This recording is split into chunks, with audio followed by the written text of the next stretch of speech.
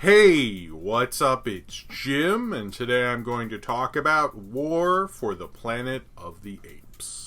Probably the greatest thing about the Planet of the Apes franchise, both this new rebooted one and the former one, is their willingness to be free and open and to take chances. There's no real genre of a Planet of the Apes movie the way Star Wars or Star Trek or superhero movie studios or so forth. They never wanted to have a genre of a Planet of the Apes movie, and that's what makes these films so exciting, particularly for cinephiles, is because you never know what to expect from one to the next. And this is a very different film from Dawn, as per kind of maybe that is their genre, is never making the same film twice, and that's what makes it so exciting. The Planet of the Apes films always come along and surprise me, whether the older ones that I have yet to experience or the newer ones. I'm never exactly sure what I'm getting into, and the various tonal changes and different movies they're trying to do within their own movies are always surprising and challenging and interesting. Matt Reeves makes another excellent Planet of the Apes film, being only the second director to come back to direct more than one Planet of the Apes movie. The other one was the guy who directed the last two of the last franchise, and I forgot his name before I shot this, but there was another guy who did that, and it's very interesting, the evolution of this franchise. It says a lot about almost the criticism of Dawn, which Dawn is a great movie. This is a problem, sort of, but I still think Dawn is an amazing masterpiece of blockbuster filmmaking in ways that blockbusters rarely try to do, this kind of contemplative, existential, kind of thought-provoking way to talk about conflict and humanity the way that Dawn does and War does as well. The thing with Dawn people brought up is, as much as the film tries to act like it's spending as much time with the apes and the humans and trying to give them both kind of even footing and kind of talking about both and their conflict, and many people read into the conflict and about how it's talking about this conflict and that conflict and things like that. And I did have that kind of criticism when revisiting it, that I was like, it's more on the ape side. And now as a part of this trilogy, that almost makes more sense, because you look at Rise, Caesar's kind of just a supporting character, sort of. I mean, he's kind of the main focus of it, but, you know, there's a lot more humans in it. Dawn, there's more apes. It's more apes focused. And then you get to War, and War is pretty much from the apes' perspective. Woody Harrelson and the army and stuff, they're like the supporting storyline or something. They're not the main focus of it anymore. And it kind of shows you the trilogy and kind of the transition that Earth is clearly going through in this film franchise, from being about man to being about apes. And you can feel that transition. It almost makes more sense that people go, I think they're spending more time with the apes. And now that I watch War, it goes, yeah, because the apes are slowly taking over. And it shows that kind of transition through its storytelling. It's kind of interesting. This film is very much in a classical kind of Hollywood epic way, which is interesting since the first one was very much that, and at a very rare time for science fiction. What Matt Reeves does with this is just very classical storytelling. He shot this in more of a wide angle type of way, but almost feels like kind of that David Lean-esque cinematography, where he uses that kind of canvas but also kind of harkens back to those things. You can see the storytelling influence of Kurosawa and John Ford, and you feel like you're in a classical western in some places. Then you feel like you're in a prisoner of war movie. It felt like certain parts I was watching Bridge Over the River Kwai and things like that. The visual kind of touches he puts on this, and there are even visual references very obviously, and everyone's going to point it out, to Apocalypse Now, from various shots to even the way the graffiti in Apocalypse Now tells you the title, which is Apocalypse Now. They have, in one part, it says Apocalypse Now, big spoilers, I guess. And it's not that interesting. They're just using like visual cues from it. It's not really a Apocalypse Now type thing. I keep seeing people say that, but it's not at all. And the first part of this is probably some of the best studio filmmaking at a time where I think studios can either go one way with Get Out or Logan or something, or be terrible like a lot of the franchises you guys didn't see this summer. And Matt Reeves seems to be able to really invest in it the way a real like deep, rich kind of name director would. It's kind of interesting. Matt Reeves has become more of a name director because of Batman and things, but he directs it in a way like he has the attitude, he has the confidence already, so it kind of sort of doesn't matter if people are like, oh, he's a name director now. He was directing like he was that kind of big pro. He just wasn't, you know, being the celebrity auteur kind of guy that probably would get that sort of attention. War for the Planet of the Apes, what's so interesting is there's so many things to read into it, because I think a lot of people said, oh, it's about the political climate now, it's about this, it's about that. Like Dawn, I noticed people were putting that on it. And I don't want to say like, yes, Woody Harrelson's character represents Trump and white nationalism and things. I can understand that interpretation, I guess, despite the fact that there are people of both races and genders in that war, so that sort of falls apart. But you can attach your narrative to it, but it's not saying that. It's saying a larger idea about humanity and how we get so invested in these personal things. One of the most interesting things about this film is I never thought Caesar was perfect, but this shows more of a flawed figure than probably any of the other Planet of the Apes films, and very much so in a great storytelling way. Attaching one one interpretation onto War of the Planet of the Apes, saying like, oh, this represents Trump, this represents Obama, this represents that time I had an argument in Burger King. It was epic, so fuck you, it does. The thing is saying that is missing the point, because both Woody Harrelson's character and Caesar are overcome by this kind of personal idea of what this argument is about. But it's about the larger aspect is really what this sort of war or the conflict of this film is that their personal things have taken on and taken over the needs of this larger group that needs them to be the leader, to think of them as a large group when they are not doing that. So the idea of attaching your own political ideology onto that is kind of probably more of the way that we are fucked, that we need to be in these opposite corners and look at everything in a very simplistic black and white way, is probably more of what War of the Planet of the Apes is talking about, rather than saying, oh, it's about Trump and Trump is evil. It would be probably more to say that like picking these ideological ways and sticking to them is more of the problematic nature of humanity, rather than speaking out on a specific ideology. What I loved about Dawn is it says so much about conflict, how evil conflict can be, and the idea of conflict, of war, and all those things is what Dawn did, and War kind of takes that on even further. I really like these movies, and I really like what Matt Reeves has done. I didn't really like Matt Reeves until he did these movies. I'm fine with Cloverfield. I did a review, but I sort of forget what I said about it. I don't remember it having a huge impression on me. I didn't really like Let Me In. But these two films are so impressive. You can go on it from the angle like a lot of this is in sign language, how compelling it is, how beautiful the acting of the apes is, and how well he conveys that. And particularly what I love about these films, and I've already said it, I guess, is that how risky they are. I mean, literally, the biggest movie star in this is Woody Harrelson, and he's like a supporting character. Andy Serkis is great, but I don't think people are lining around the block to see Andy Serkis. He's not the name on the poster. There is no name on the poster. This is just about the apes, and they use that franchise to do real interesting filmmaking. A lot of franchises, i.e. Star Wars, act like they do that. And relatively compared to this movie, they don't. This movie is taking risks in ways and doing risky things with studio filmmaking. If anything, between this and Logan, 20th Century Fox deserves a lot more credit than they're getting for letting filmmakers kind of go off and make awesome and interesting movies, kind of know these franchises and are going to come out, so might as well let these people go off and do what they do. It's kind of more of a 70s approach. The beginning feels like this Western. It feels like this small, like, revenge tale, but then it becomes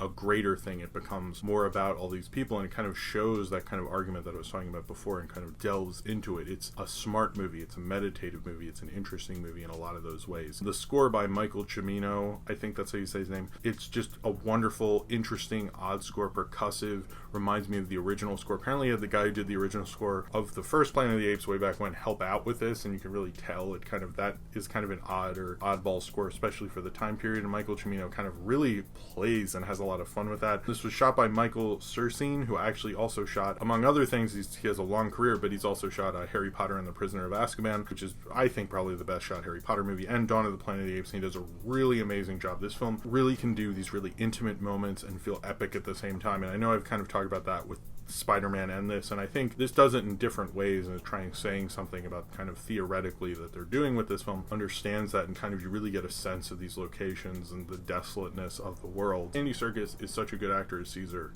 and as Gollum and as all these characters that's saying like he should get an Oscar or something. Fuck Oscars when it comes to Andy Serkis. He's such a great actor. It's undeniable that he's a great actor. So acting like he needs that recognition is a joke in itself. He is probably the greatest motion capture actor of all time at this time. There has never been someone who has done what he's done. People have said he's the Lon Chaney of motion capture, and I've said it before myself, like way too many times. But what he also does in this film, what I think is interesting, is when you look at the original franchise, Roddy McDowall was in pretty much the first one and then the other three, not the second one, sort of in the second one. He kind of carried over. He was like the big performance throughout that. He was really taking on that mantle. And as Roddy McDowall wasn't really kind of given the acclaim probably he deserved, Andy Serkis isn't as well, but Andy Serkis, just the physicality of what he's doing, the sensitiveness, the worriness. He's a reluctant leader but falls into it as well and gets obsessed with it, and it's a complex performance, and it's an interesting performance. And what Andy Serkis does with the character of Caesar, it's just experimental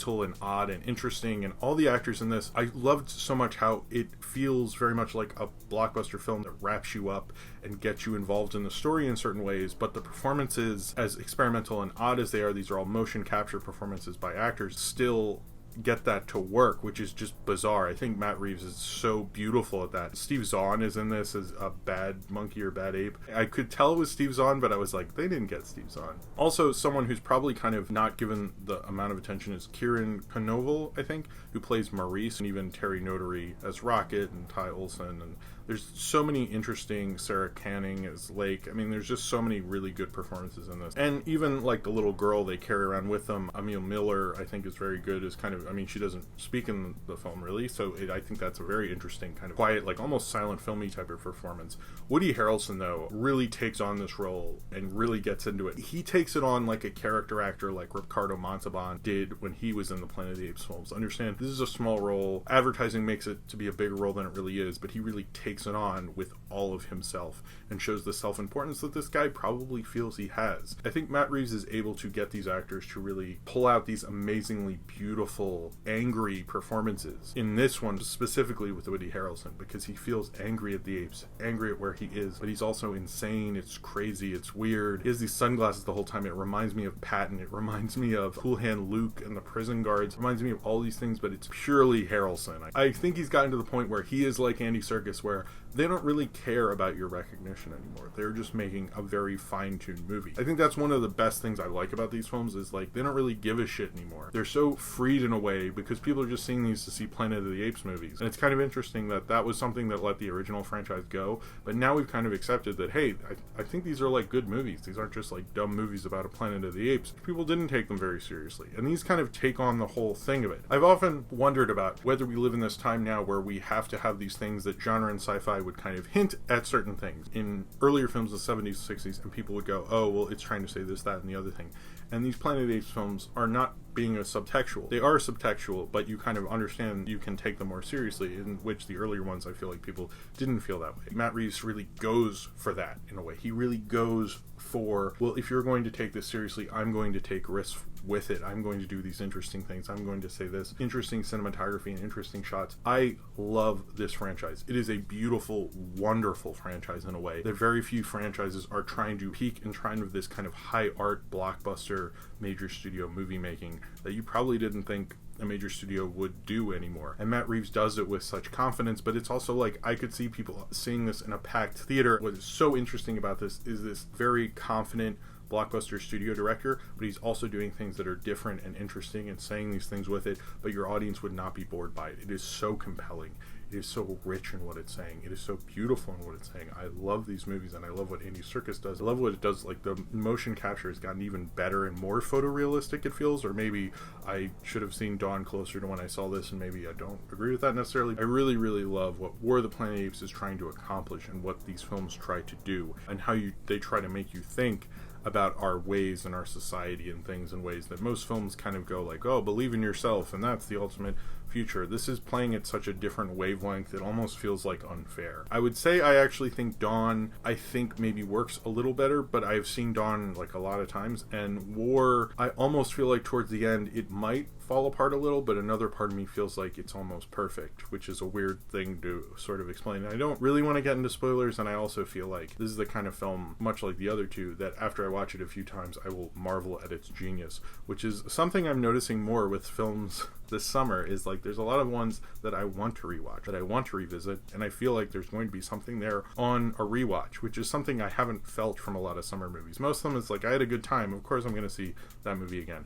But this, it's like, I feel like it's so rich and interesting, and there's so much to theorize and think about. It's almost like a complex art movie in a way. And I think that's one of the things Matt Reeves did with this, is he took it on, he made it personal, talking about being a leader, the importance of being a leader, and the importance of your people, the importance of leading a people and your decision making behind that. Behind Caesar and behind the Colonel, played by Woody Harrelson, is kind of how both could go awry, and how both are imperfect, and how as much as people say humanity is imperfect, maybe the idea of conflict and the idea of a personality and kind of consciousness is flawed in itself, and there is no perfect way to do it. And we all are kind of on that edge of destruction in a certain way, based on personal ideologies and things like that. And I think for a blockbuster movie to say that and also have me thrilled and entertained in such a way that War of the Planet of the Apes is, that's kind of the thing that Hollywood always tries to achieve and always tries to get at. And I think the Planet of the Apes franchise, in terms of this one, and it's not the last one, they're actually planning a fourth one. Everyone says it's the last one. It's just the last one for Caesar, just for the record on that. This is the kind of art and commerce compromise that works the best and the most beautiful. Leaving the theater and wanting to talk about the ideas in it, and it's kind of a richer, more beautifully drawn story than we probably ever deserve right now, but we got nonetheless, and I'm glad that Matt Reeves and War of the Planet of the Apes gave it to us. So if you have seen War for the Planet of the Apes and you would like to talk about it, then comment below in the comments, and subscribe if you would like to. It's not of, it's for. It was Rise of, Dawn of, now War for. I'm sure I fucked that up in the video. Anyway.